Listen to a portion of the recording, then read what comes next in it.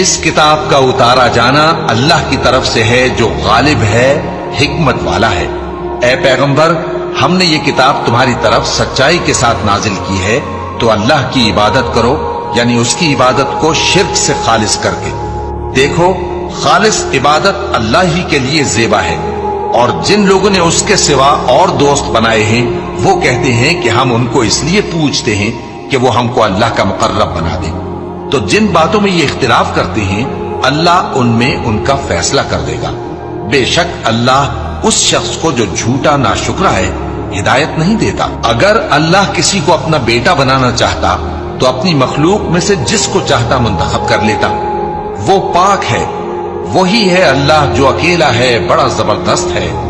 اسی نے آسمانوں اور زمین کو تدبیر کے ساتھ پیدا کیا ہے، اور وہی رات کو دن پر لپیٹتا اور دن کو رات پر لپیٹتا ہے، اور اسی نے سورج اور چاند کو کام میں لگا رکھا ہے، سب ایک وقت مقرر تک چلتے رہیں گے۔